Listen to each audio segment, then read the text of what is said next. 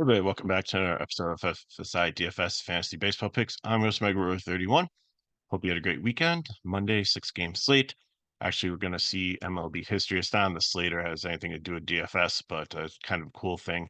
Back on June 26th, if you didn't see it posted on the internet anywhere, the Red Sox and the Blue Jays played a game that got rained out at the second inning and they suspended it. So going to resume it today.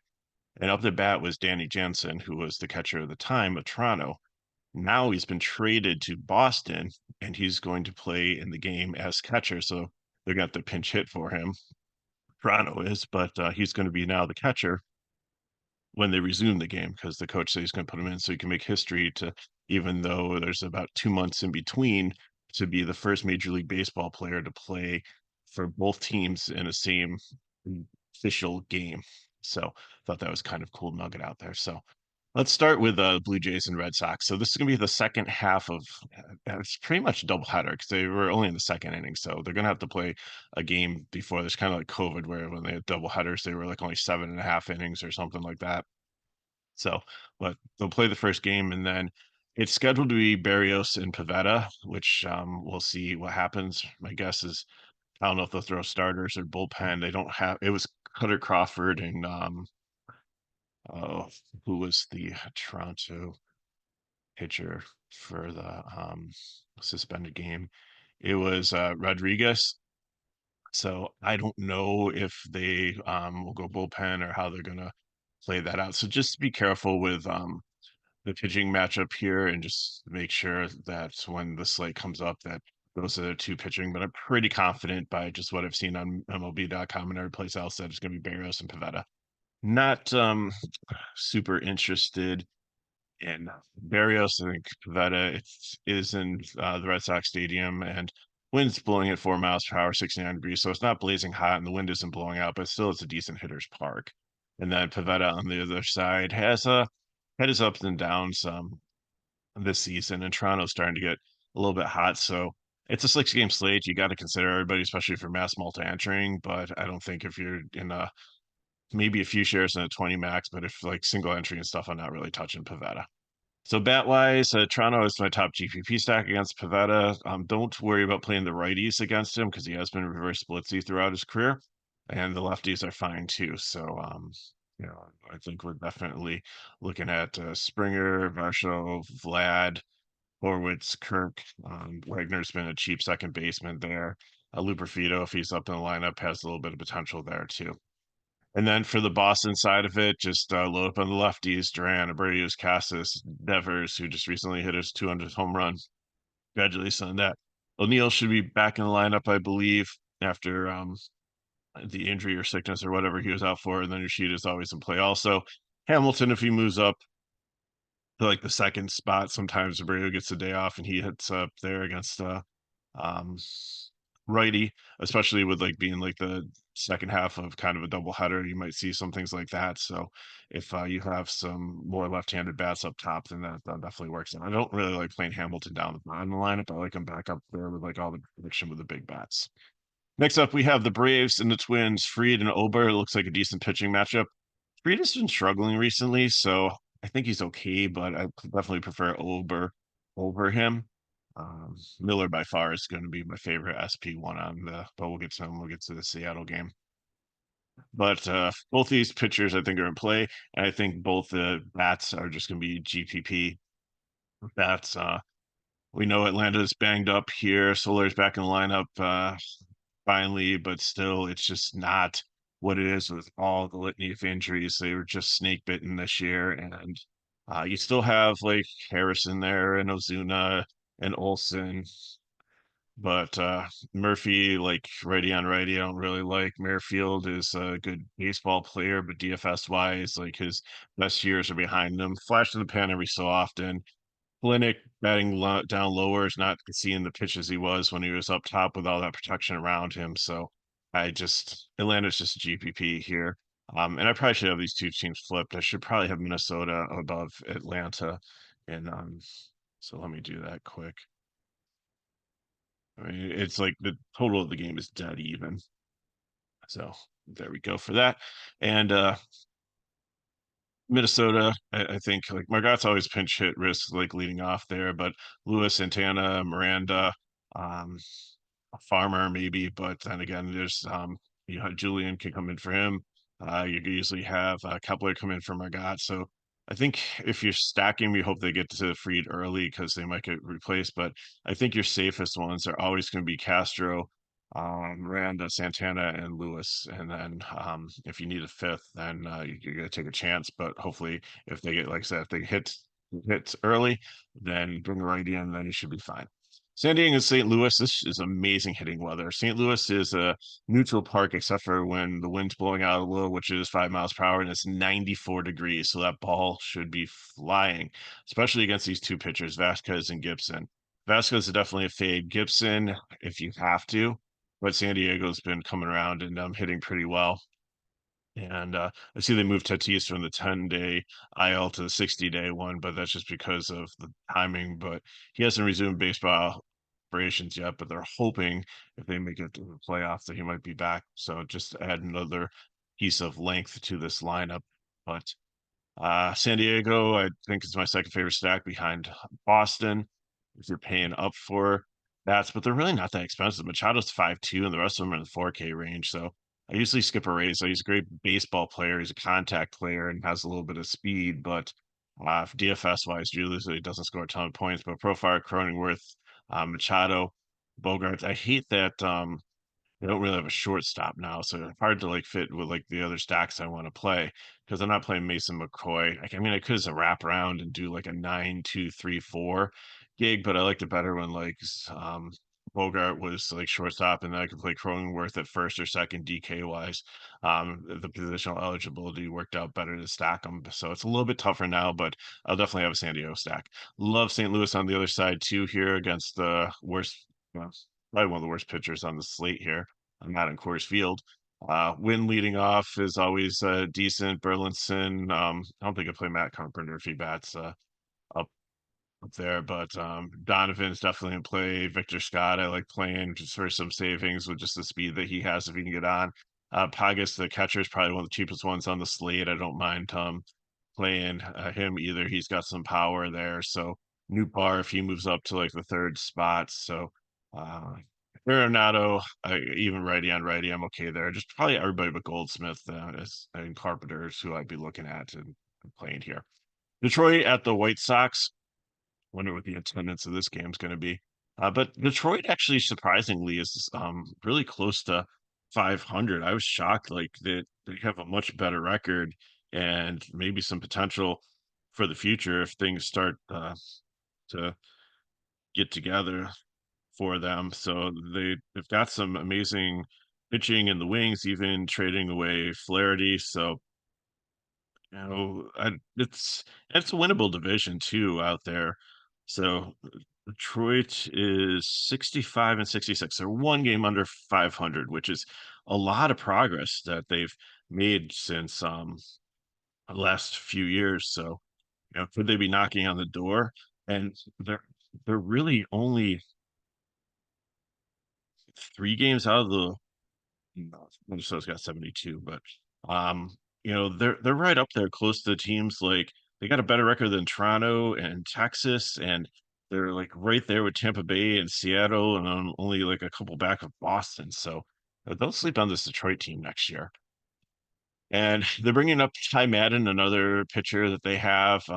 AAA, he had his ERA, I'm not gonna lie to you, it was like 6 or 7 something. It was he gave up runs, but he got a lot of strikeouts. And he's playing the White Sox. And we saw some pitchers that have been struggling recently go up against the White Sox and have really good games. So in a GPP for 4K, if he gets you 10 to 12 points, that is amazing. He's got more floor than a bat because he's going to be out there. Even if he gives up a couple runs, if he gets strikeouts against this White Sox lineup, then that's phenomenal at 4K. So I will be playing some Madden. Probably not in cash, too risky, but in GPP, it opens up so much salary to get the bats in that I want to. Davis Martin on the other side. I think you can against Detroit, but Detroit's been hitting well recently. So I think that Madden could possibly outscore him, and you're saving 3.5K. So what, like, why wouldn't you, if you're dipping this deep into the dumpster, then just go all the way down to the bottom and take Madden. That wise, Detroit is my second favorite cheap stack here. Like Riley Green is 5-1, but everybody else is like in the 3K range except for Carpenter. Like they are very affordable, very stackable. Lots of nice pieces here to make your lineup work. Uh, White Sox on the other side, like I said, okay, man, it's good up runs, but who is going to be? Roberts, maybe, but it just seems like his life is just miserable with all the pieces around him falling apart. Benintendi has had some flashes recently, but who knows? Sheets maybe I could take, but the rest of the team, like I don't know where the runs are going to come from. It's like scratch off lottery ticket. So if you want to take a shot on the White Sox and like stack them all and hope that you in the 4 or 5 guys that you put in your lineup, you capture all the runs and that with low ownership that puts you over. I don't think anybody besides like maybe Roberts will be more than like say 5% owned. So I think if you're looking for some leverage and a really cheap stack, I think the White Sox work for you. Coors Field, Miami and Colorado here. Edward Cabrera and Ryan Feltner. I don't mind Cabrera here.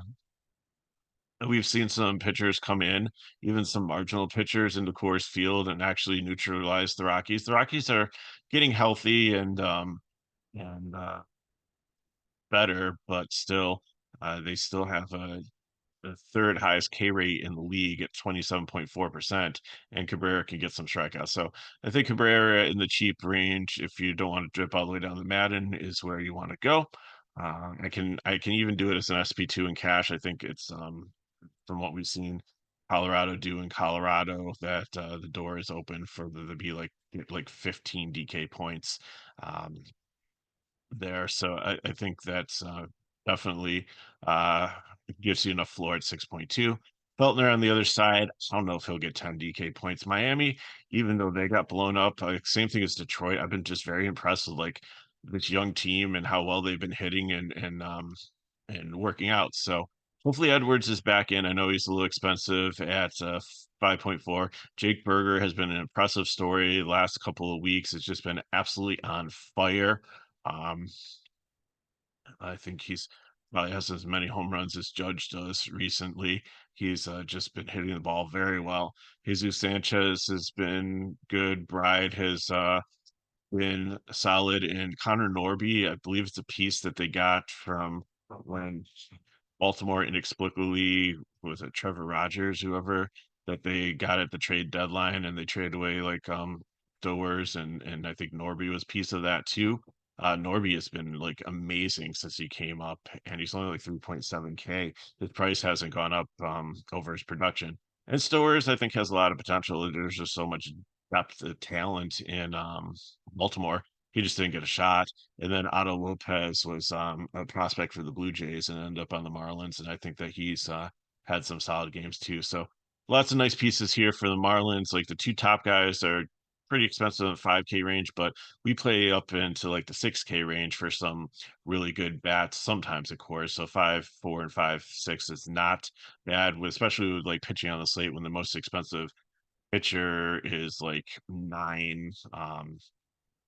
You don't have like a 10 or 11K pitcher out there like Chris Sale's not on the slate. So definitely you can get the Marlins bats and Rockies bats if you want to go contrarian there. I'm fine too. Blackman's been solid recently. Tovar Doyle, actually they're priced up higher than the Marlins bats. McMahon, the lefty there is good. Toglia, I'd probably take as a switch hitter. Jones actually is back and quietly, like he was like a strong rookie last year, can't stay healthy, but he's only 4.5 and he's had some production recently. So if he moves up the lineup, even out, if you want to try to wrap around to get some savings in and have an outfield spot, I don't mind Jones at 4 or 5. Finally, pitching matchup of the night, Ryan Pepiot and Bryce Miller here, Tampa Bay and Seattle. I like both pitchers here. I think in cash, this is where I'm probably going to stack. Um, at 8.2 and 8.9, they're great values. They should be able to get, I think they have a floor of at least 17 DK points and might be able to get up into like the 20s with strikeouts against one another here, maybe 25, 20. 24, 25 DK points. So like if I can get 50 points from my two starting pitchers here, then I mean I think that would be amazing. So both the bats in this team are just gonna be leveraged because I think these pitchers, this is gonna be the pairing.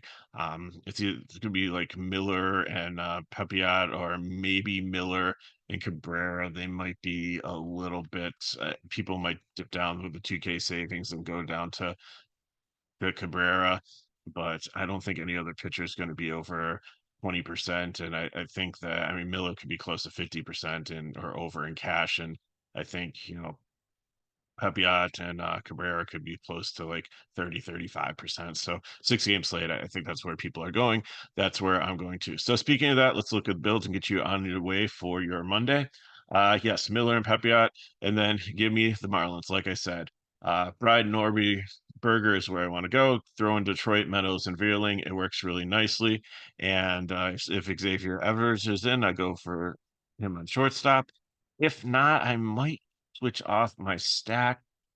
But again, like I said, I'm having a hard time filling in a shortstop here. And Cash, I don't really want to go Toronto. They don't have a shortstop that I love. Boston is more of a GPP stack because I can't fit in the rest of their bats with Braves against Oler not touching. Maybe Minnesota. Castro I could do there. I could I don't really love playing Vasquez as a catcher. So if I punted catcher, I could go outfield. Now that I like them more for like midfield position. So I don't know if Minnesota, like I said, San Diego annoys me because Xander Bogaerts is no longer shortstop eligible. Cardinals I have in my GPP, but I mean potentially that could work out in cash to fill in those there. Detroit doesn't have a shortstop that I love. Trey Sweeney, it's cheap and everything. White Sox, I'm not playing Nicky Lopez.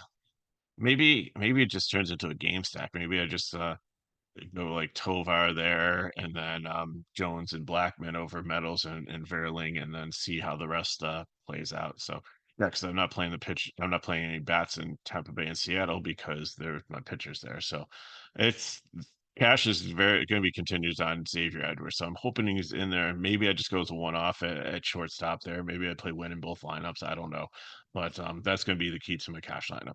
The GPP, give me Ober, and like I'm going to drop down to Madden. I'm going to take a shot on that at the 4K guy, and that's going to get me the Boston bats I want. So Cassis, Devers, Duran, and then it's going to get me a nice St. Louis stack with that 94-degree weather with the wind blowing out against a very bad pitcher in Vasquez. Um, so I think that's going to be very football, hopefully line up there. So I got for you. If you have any questions, put in the chat below. Hit me up at MegaRoar31 on Twitter/X. I've loved the interaction I've had recently from people hitting me up there and coming into our Discord. Like you don't have to subscribe to an FSI package to get into our Discord to come in and check it out. And we have some cool things in there that are free. Like I believe there's right now like we're experimenting with some prop stuff. We have like a discussion of some of our members that throw out some ideas of like what they're going after for props there, and they've been doing pretty well in there. So down the road, potentially we might look at making that a subscription thing, but right now we like how it is. MMA is in there for free of charge. So but you can always just come in, and if you're in the Discord, then it's like a lot easier just to send me a friend request and ask me questions if you have any questions, if you want to go through Discord instead of Twitter or X. So I appreciate that, or just leave a comment in the video here, and we'll get back to you that way too. So thanks for watching. We appreciate your viewership, and I know we're getting close to football season, and then things will start to drop off, and that'll take priority. But we'll be still here grinding out MLB till the end of the season. Looking forward to the playoffs this year. I just gotta get through these last few weeks. September call-offs, which aren't what they used to be. They limited how many guys can come up now, so you don't have like one pitcher per inning. They got getting a little ridiculous. It was like a spring training game in September for almost everybody, but still some exciting young talents hopefully to come up that we can preview for you and let you know who to play. So lots more to come. Thank you for your viewership. So if these videos help, like, subscribe to our channel, and share with your friends. Good luck in your contest. Hope your week starts out amazing with some green screens, and I'll see you next time.